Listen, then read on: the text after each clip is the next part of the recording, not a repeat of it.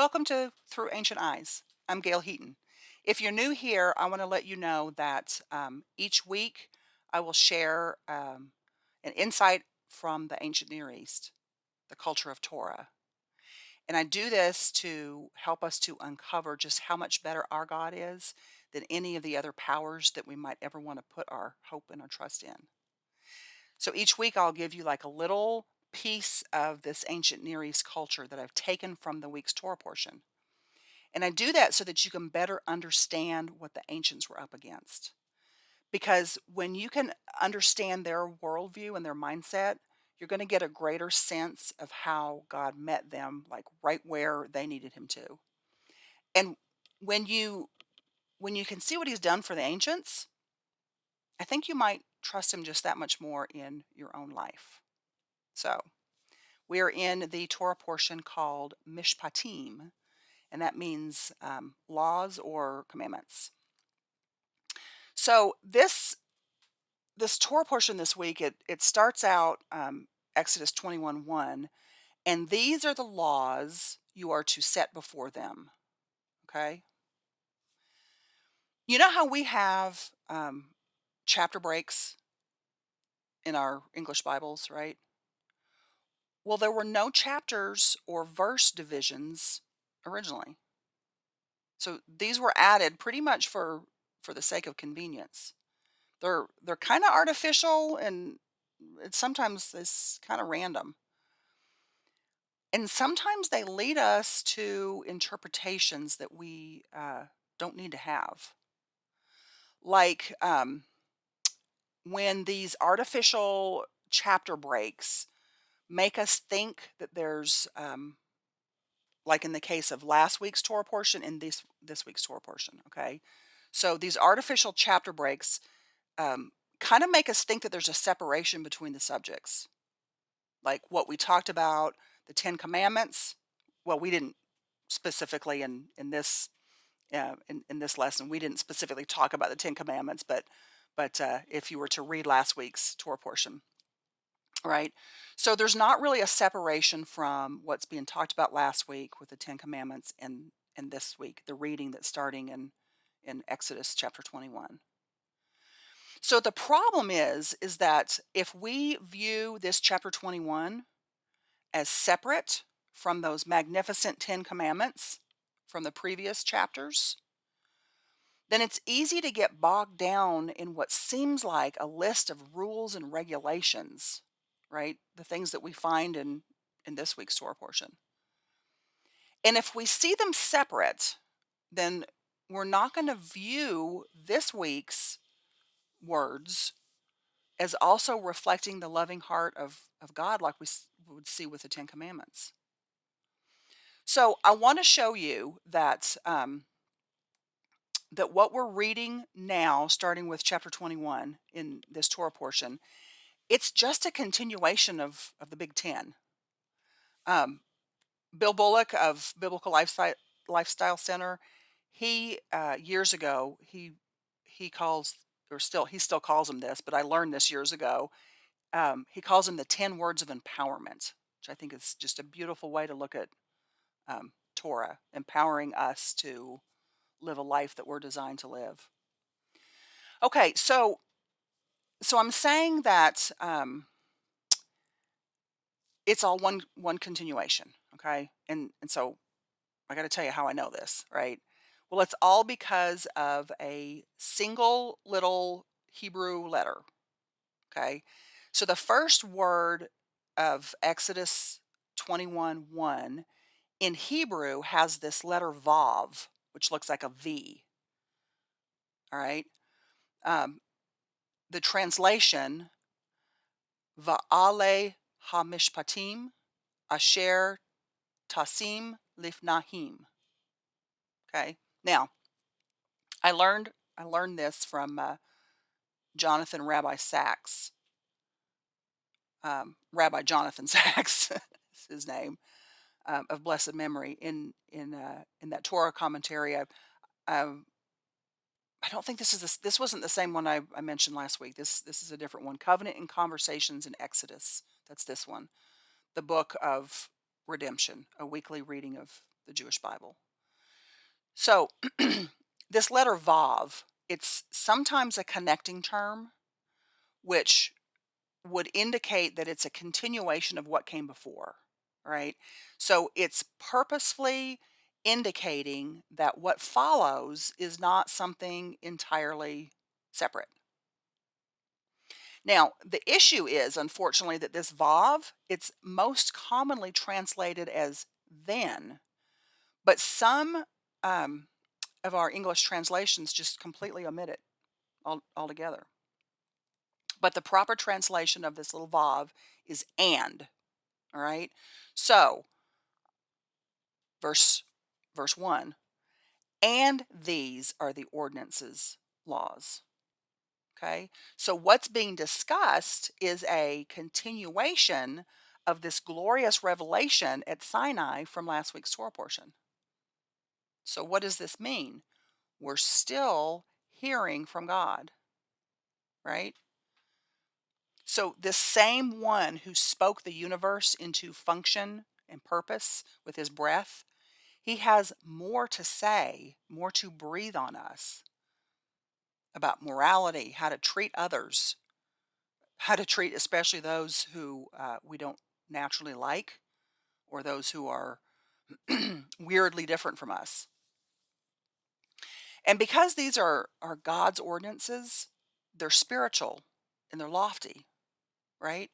Out of the abundance of God's heart, his mouth speaks, so to speak. And in our modern societies, just like it was in the ancient Near East, we desperately need to know how to treat others the way that God would and not how we see fit. So God reveals himself in the form of Torah that he gave us. It's wisdom that gives color and specificity to social order. I think I think it was Rabbi Sachs that said our faith isn't meant to consist of only peak experiences like otherworldly sights and sounds from the mountain of Sinai, but it also includes those less spectacular but vital details of godly living in the day-to-day grind of life. And in fact, unless we're bringing God into the day-to-day of our lives, how can our days really have lasting meaning? Right? How can our days impact others for good? How can our days help us improve ourselves? And unless we're letting God into our day, unless we're letting God inform our day, our actions, how would we even know that impacting others for good is our high calling? Like, would we know that on our own? I don't think so. And how else can we know that we've made a significant difference in improving our world if we don't know what that improvement looks like? Right? Psalm 119, 160.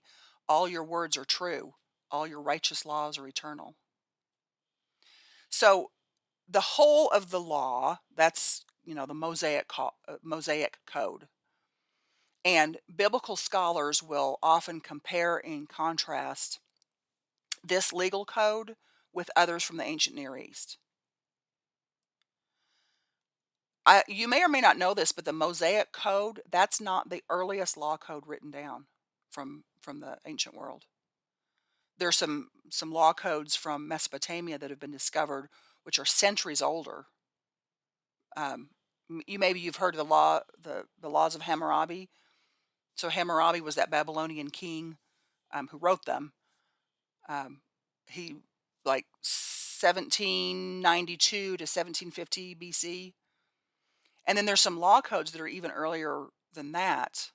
The Lipit Ishtar Code and the laws of Eshuma that date to the 19th century BCE. Now, I don't want you to be alarmed that the Mosaic Code is, quote, younger. All that means is it wasn't written down until later. But, God speaks into his world in his timing, not in our timing, and he causes things to be written down in his timing and in his places. So my reason for talking about these other ancient Near East law codes is that I want you to see how revolutionary the Torah's wisdom was to the ancient world. And I want you to recognize that God used the structure and the form that was common to that period, but he made important changes that raised the moral level of humanity, as well as giving a new understanding of who he is. So, what he gave and how he gave and that he gave, well, that was unheard of in these pagan nations. So, I want us to look at some differences between ancient Near East law codes and what the God of Abraham, Isaac, and Jacob set forth. Okay. So, God is the creator of all society's laws. Now, in the Bible, both civil and religious rituals, they coexist in the same code of law. They're all given by God. In the ancient world, civil that was given by government and ritual that was given by the priests, those were never combined. The gods never directly gave people their ritual law, which meant that they never could be certain of how to please their gods, or could never be certain what would offend them. So when disaster struck, they were like at a loss and in a panic as to what that they needed, what they needed to do to right whatever was wrong, how to rectify the situation. But our God, he has a vested interest in being in the lives of his people. He doesn't leave us just to figure this out on our own. I wonder why we, knowing this, why do we forget to consult him about matters of our life? I mean, I'm speaking to myself here. Maybe you can relate. And too often I look at Torah as a checklist, instead of like an opportunity to ask him how to walk this out within my own culture and context. So the other thing is that God directly addressed his people. And there was no other ancient Near East law code that was written like Torah to the people directly.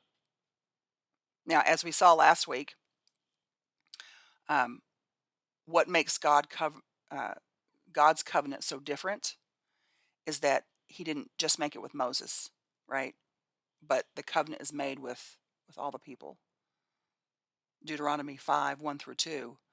Moses summoned all Israel and said, "Hear, O Israel, the decrees and laws I declare in your hearing today. Learn them and be sure to follow them. The Lord our God made a covenant with us at Horeb." Now, incredibly, God treats like the regular people, those previously enslaved by the so-called great Pharaoh, he treats them as if they are vassal kings to him as the supreme, as the suzerain.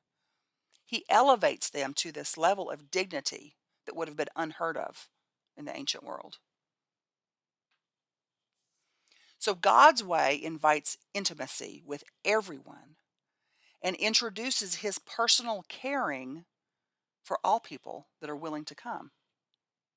He calls us, he woos us toward holiness, to partake of our divine calling, to follow this wisdom, this Torah, for the good of everybody around. It was unheard of. He wants to partner with us. And knowing that he wants interaction with me, that gives me comfort when when I encounter one of his commandments and I wonder, like, how do I apply that to my life? The other thing is only Torah legislates special benefits for the poor, the stranger, the oppressed, the slave.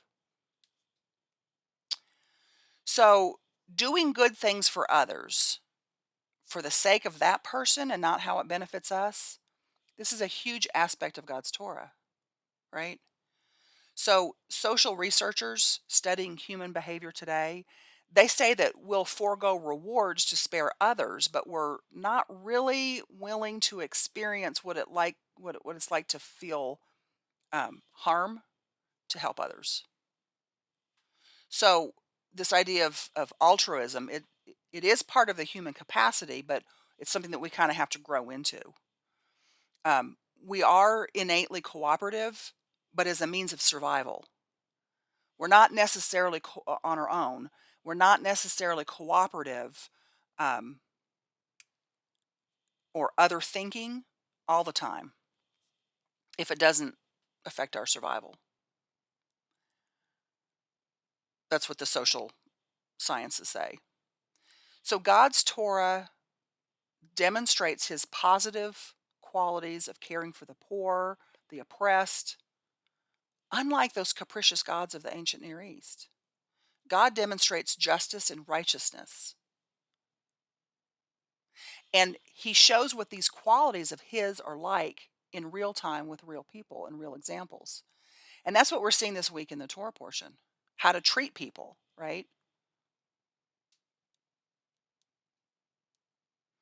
Now, again, we don't have to guess what the good life is like those in the ancient Near East did with their multiple gods. He spells it out for us, for our benefit and for the benefit of the whole world. In Jeremiah 22:16, God says about Josiah practicing righteousness and justice for the poor and needy. He says, "Is this not what it means to know me? He defended the cause of the poor and the needy, and so all went well. Is that not what it means to know me?" declares the Lord. Now, this isn't saying that if you know God, you will do righteousness and justice. And it isn't saying if you do righteousness and justice, you'll get to know God. Incredibly, what it's saying is that doing righteousness and justice is knowing God. What an incredible opportunity we have through God's Torah. Now, I'm not going to compare each Torah point from this Torah portion with ancient Near East law codes, but I do want to emphasize that while there's some similarities in the topics that are covered by all ancient law codes, to include Torah, what sets Torah apart are two sort of overarching themes. And the first one is its humane treatment of all people, regardless of social status, gender, or any other sort of distinguishing characteristic between people. So in the ancient world, there were huge differences in social classes, not unlike today, where rights and privileges and wealth were profoundly unequal. So then, just like in modern times, there was a distinction between the larger masses that produced the wealth and the smaller group of elites that sort of consumed that wealth. So the ancient laws, they would promote class distinctions. But Torah teaches that each person is equal under the law, although different people have different roles to play. So God's template for society, that that served to minimize differences in privilege and differences in status that was based on economics between these classes by raising the dignity of the people, unheard of in the ancient world. We're all in the image of God, male and female, right? We're all given dominion over the whole earth. So this elevation of humanity, this was unheard of in the ancient world, where the only people that the gods had anything to do with were kings and priests, the political, the religious elites. Ancient law codes, they lacked ethical and spiritual principles. But in Torah, they're the very foundation. And then the second overarching theme is that in contrast to the laws of the ancient nations, and actually in contrast to like our secular laws today, which are constantly changing to stay relevant, the basic laws of Torah, love God, love your neighbor, those are unchanging and eternal. and they're not conceived of by any human. The wisdom of Torah was so different. It was boundless, is boundless, eternal, that the spirit behind Torah always remains, no matter what the differing cultural circumstances are that are being dealt with. So today, in modern times, our cultural circumstances are different than how it was in ancient times, but the spirit behind Torah always remains. So Torah gives us a starting point for what righteousness and justice looked like within the ancient Near East context. But that ancient Near East context, we have to understand, is not the finish line. The finish line is Yeshua. Now, I want you to think how extraordinary, how revolutionary God's Torah was to the ancients when they received it. Psalm 97:2, righteousness and justice are the foundation of his throne. There's true justice and true righteousness in this unique and eternal kingdom that God offers in his covenant with us. And it flowed from the experiences of injustice that his people faced, right? Remember, I mean, of course, that they faced at the hands of the oppressive Egyptians. So even in giving these righteous laws, you can see hints toward that original rescue, such as when you're reminded to be impartial and treat others fairly because you weren't once, right? Remember, you were strangers in a strange land, Torah says. Remember how you were once mistreated, right? So this love of other, that's at the forefront of Torah, would have been extraordinarily different than what the ancients would have heard. So the answer to who is my neighbor, that needs to include those who are not like me, those who act differently than me, those who sin differently than I do, right? These are also the ones that we're called to love. And we love because God first loved us. 1 John 4:19. I really like the words of Rabbi Sachs. He compares Torah's laws with love. And he says, ours is a religion of law, not because it does not believe in love. You shall love the Lord your God. You shall love your neighbor as yourself. But because without justice, neither love nor liberty nor human life itself can flourish. Love alone does not free a slave from his or her chains. God is a king of action, right? And I know that I need to be a citizen of action, righteous action. And this is where it gets real. Because we're God's ambassadors. We have a job to do, right? Not just a list of things that we mentally agree to. And in the doing, we must never oppress anyone. And here's the reality check. If I'm not freeing the enslaved with my use of Torah, then I'm simply doing it wrong, or at best incomplete. If I'm subjugating other, if I'm binding and restricting other from their God-given purpose in their relationship with him, then I've mishandled his word. If I think I always have Torah figured out and I always know just exactly how to apply it to my life and situation, then I have misunderstood its magnitude and its purpose. And I failed to realize that its intent is to bring God's righteousness and justice, his grace, his mercy to new contexts. Now, I say this about myself, but I want to invite you into this same kind of introspection. I think it's vital to understand that, what we need to be aiming toward, right? We're not we're not meant to figure Torah out and do the commandments on our own strength or understanding. We're meant to use Torah as wisdom, a springboard for deepening our dependence on and relationship with Him. And once we have that firm foundation, then it's safe, and only then, to use Torah to better the world. So I want to receive His words into my very being, and I want to adjust my life accordingly, as we all need to.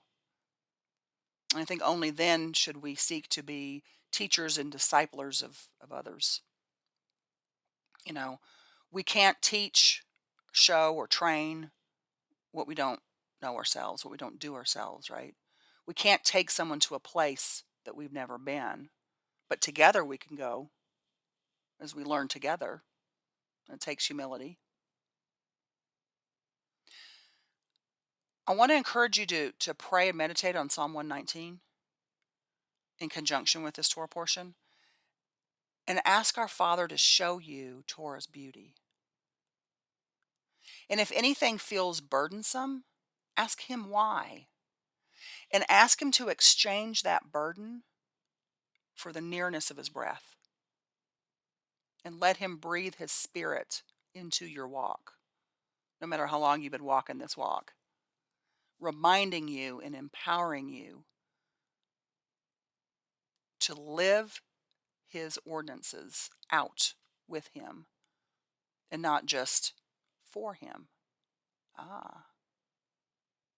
And then go and make disciples for our Master Yeshua, teaching them all the things in Torah, right?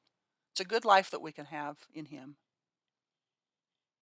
I'll see you next week in our next Torah portion. And until then, be blessed.